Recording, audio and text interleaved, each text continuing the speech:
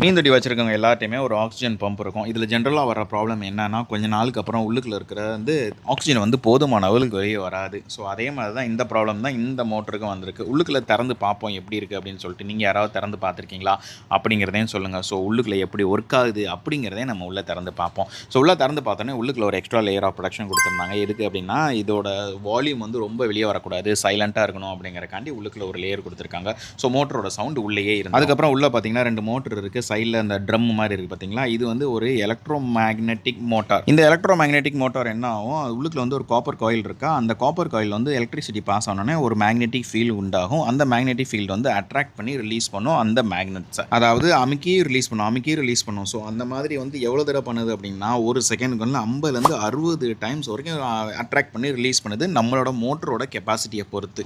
ஜென்ரலாக அந்த மோட்டரில் என்ன ப்ராப்ளம் வரும் அப்படின்னு பார்த்தீங்கன்னா, அந்த ரப்பர் ட்ரம் இருக்குது பார்த்தீங்கன்னா, அந்த ரப்பர் ட்ரம் லைட்டாக ஒரு ஓட்டை மாதிரி விழுந்துடும். அப்படி ஓட்டை மாதிரி விழுந்துருச்சு அப்படின்னா, அந்த காற்று வெளியில் வர முடியாது, அந்த ஓட்டை வழியாகவே எஸ்கேப் ஆகிடும்.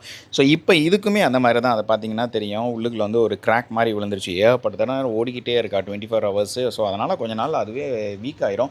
ஸோ நார்மலி இந்த ரப்பர் ட்ரம் இருக்குது பார்த்தீங்களா, அந்த ரப்பர் ட்ரம் நீங்கள் ரீப்ளேஸ் பண்ணிட்டீங்க அப்படின்னா இது ஒர்க் ஆக ஆரம்பிச்சிடும். நம்மக்கிட்ட இதுக்குரிய கரெக்டான ரீப்ளேஸ்மெண்ட் ட்ரம் நம்மளுக்கு கிடைக்கணும். இப்போ எங்கள் சிங்கப்பூரில் நான் ஆன்லைனில் தான் ஆர்டர் பண்ணேன் இதுக்குரிய ரீப்ளேஸ்மெண்ட்டு.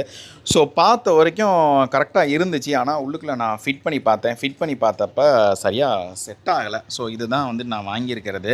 ஸோ அதோட டயாமீட்டர் எல்லாமே நான் ஆன்லைனில் கரெக்டாக பார்த்து தான் நான் வாங்கி உள்ளுக்குள்ளே ஃபிட் பண்ணேன். பட் லைக் ஒரு சின்ன மைன்யூட்டான ஒரு டிஃப்ரென்ஸ் இருந்தனால இதை சரியாக என்னால் ஃபிட் பண்ண முடியல. ஸோ ஆக்சுவலாக இது ப்ராஜெக்ட் ஃபெயிலியர் தான். உங்ககிட்ட இந்த மாதிரி ஒரு மோட்டர் இருந்துச்சு அப்படின்னா, இது எப்படிலாம் நீங்கள் மாற்றலாம் அப்படிங்கிறக்கான ஒரு வீடியோ தான் இது. என்னால் இப்போதைக்கு ஃபிக்ஸ் பண்ண முடியல. இதுக்குரிய கரெக்டான ரைட்டான சைஸில் இருக்கிற ரப்பரை தான் நான் இன்னமும் தேடிட்டு இருக்கேன்.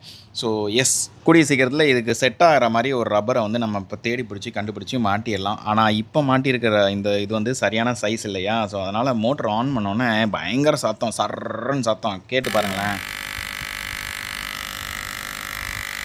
பட் ஆனால் இது சரிப்படுத்த முடிகிற ப்ராப்ளம் தான். ஸோ இந்த மாதிரி ஒரு மோட்ரு கொஞ்சம் ரிப்பேர் ஆகிடுச்சு அப்படின்னா தயவு செஞ்சு தூக்கி போட்டுறாதீங்க. இதுக்குரிய ஸ்பேர் பார்ட்ஸ் உங்கள் ஊரில் உங்கள் வீட்டில் எங்கேயாவது கிடச்சிச்சு அப்படின்னா முடிஞ்ச அளவுக்கு அதை ரிப்பேர் பண்ணி மாட்டிக்க பார்த்துக்கோங்க.